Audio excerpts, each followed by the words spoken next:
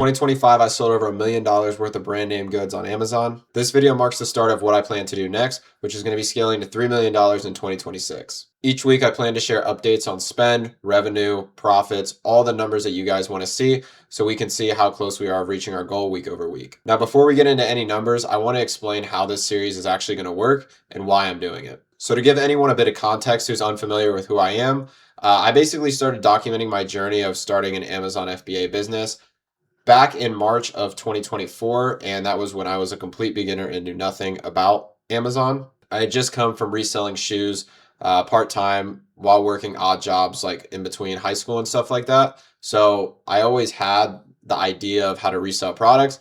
I just never knew how to grow it. And when I started back in March, I realized I actually enjoyed documenting the journey, especially in those early days, because it's cool now to be able to go back and see all the progress that's been made. But something I noticed about content on YouTube specifically for Amazon is that nobody really does any sort of long-term documentary series on anything, quite frankly. It doesn't matter if it's a beginner starting out or if it's an experienced seller trying to hit X number or do X thing. Nobody really shares and brings people along for the ride as to what it really is to try and scale and run, a seven-figure business. To fill you in on where the business is at, we just crossed $1.25 million in 2025.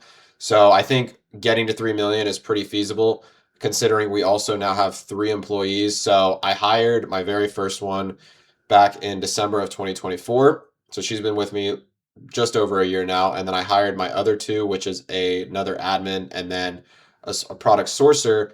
I hired them both back in, I believe, August or September of 2025. And a big part, not only of getting to 3 million, that's going to be part of this series, is also going to be delegation and getting my time back. So our admin department is very well built out. They're killers. They know exactly what they're supposed to do, and they already save me a ton of time. Something that I need more of, though, is more time, right? But more on the sourcing end. So a big goal of mine is to basically oversee this business and not be so involved anymore, especially when it comes to product sourcing. Now, the tools we're going to be using to actually go ahead and make this series possible, because I know you guys are very interested, not in just me talking, but also seeing the numbers yourself, is we are going to be using a Google Sheet, which we're going to call the spend tracker, which is a sheet that I've put together that we're going to run through in a second. We're going to be using Sellerboard to give us real-time P&Ls of, pretty much everything after it sells. The only downside of Sellerboard is we can't see how much inventory we currently have on hand, but thanks to the Google Sheet, that'll be able to cover most of our basis on that side. I'm also going to be showing you guys my payouts because I know cash flow is a big thing when it comes to any inventory-based business.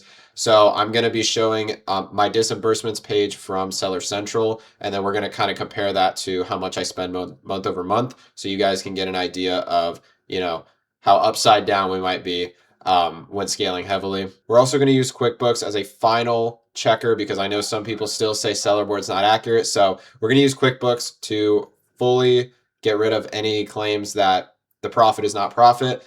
And we're going to compare and contrast that with Sellerboard and then also with our spend tracker. So I want to take you guys a little bit through the structure and how I plan to make these videos, not just on like what tools we're going to use and things like that, but when you guys can expect videos to come out for this series. So it'll basically be once a week at the end of every time my team updates Sellerboard. So we update Sellerboard once a week. That'll be on the 7th, the 14th, the 21st. And then we don't do updates on the 28th because we know that sometimes the months can go a little bit longer. So whenever the final day of whatever current month we're in. So for example, we're in January right now. So on the 31st, that 4th video of the month will come out. And that ensures that we have 4 videos a month, 48 videos for the year. And this is going to be a weekly series. So we are going to be running through all the numbers weekly, going to be doing updates weekly. And we're going to talk a little bit more about what else is going to be brought into the series. Okay, so what we have here is the spend tracker that I was talking about previously. And basically what this is it's a sheet that is going to be able to get our projections for each week that I update you guys for when we are spending money. So for example, if we spend like $30,000 this week, right? I'm sure you guys are very curious, like, oh, how much do you plan to make, right? How much of that's going to potentially get returned? All that type of information. This is what this sheet is for. So I'm going to start off by explaining what the starting projections is.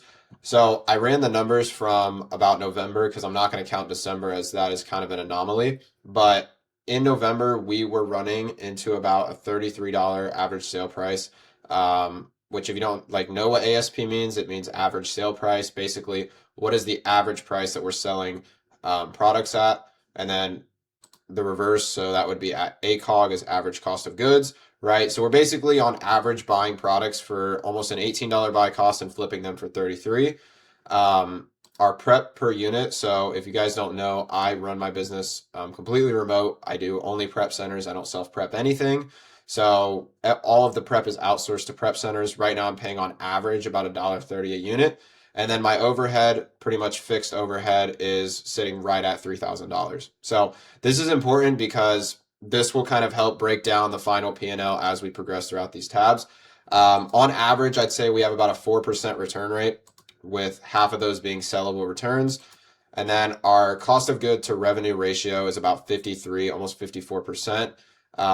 So if you guys notice, right, a lot of people, when they describe arbitrage, they kind of make it sound like you put in $1 and you'll sell it for double, right? That's kind of the general idea, but that is very much so dependent on what your margin is or what your ROI on that product is, right? So what I've found is that my ROI is sitting more close to about 25%, and the margin's closer to like 10 to 12, right? So that's not going to equal a perfect 1-to-1 ratio, which is why we have this here. So just to briefly break that down, this is basically prep to no prep drag. So let's assume that I didn't have to pay a prep center. My margin would be about 3.5% more. So the reason I have that there is because that kind of tells us on our gross margin, we should be aiming for at least 16.5%. And then we want to make about 20 grand in the month of January. So let's move into the actual tracker, which is going to be on this sheet. So what I have here is I have a revenue goal, right? I have a spend goal. I have a profit goal, and then I have my margin, right? So this is also with prep included because of the way that I have this set up.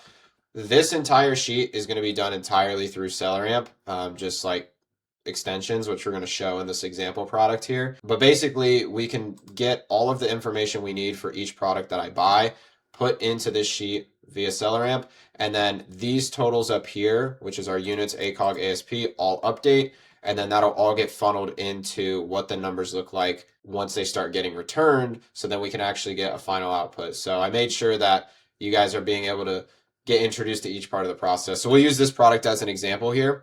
So we can just use whatever cost of goods are in here. So let's assume that we bought 20 units.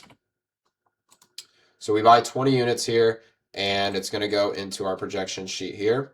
Okay, so it's now in.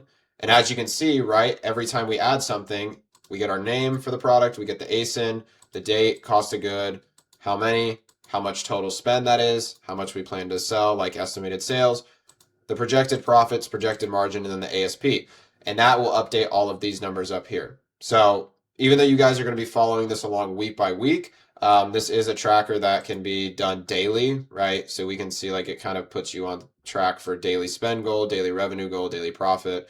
But we're going to focus more on the week to week. So let's just add like a mix of different buy costs for this product so I can show you guys sort of how, everything averages out.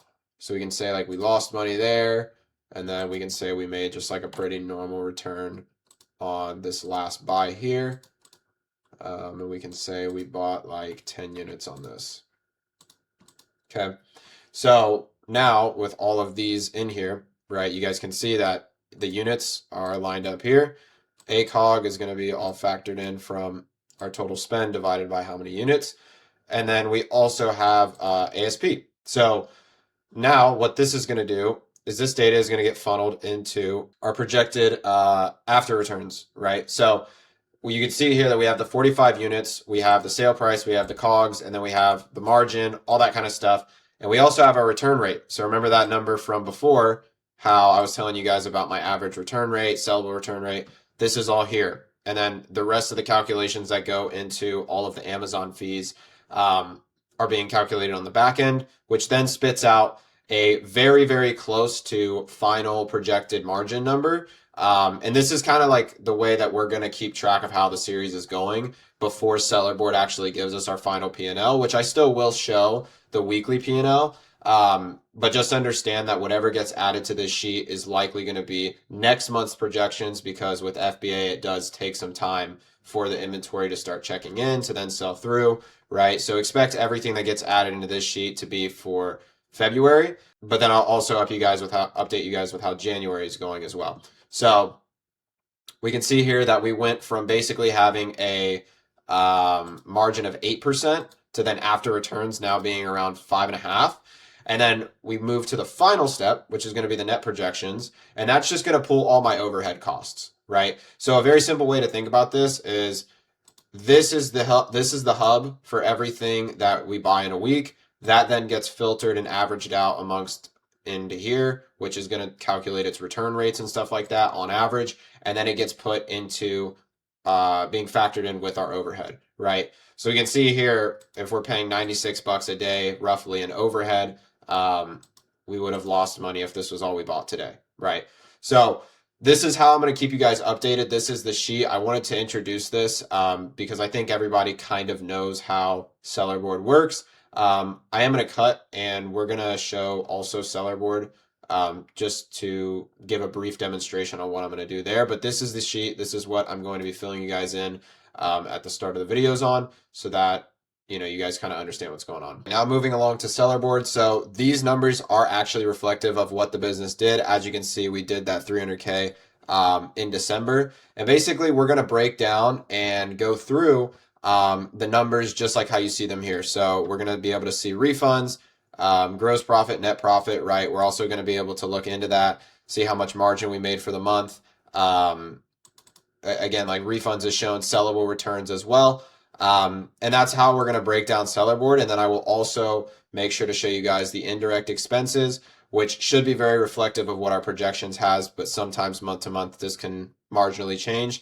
And that is how we're going to use Sellerboard as well to get kind of like a second confirmation as to, these are our net numbers and not just me giving you guys projections.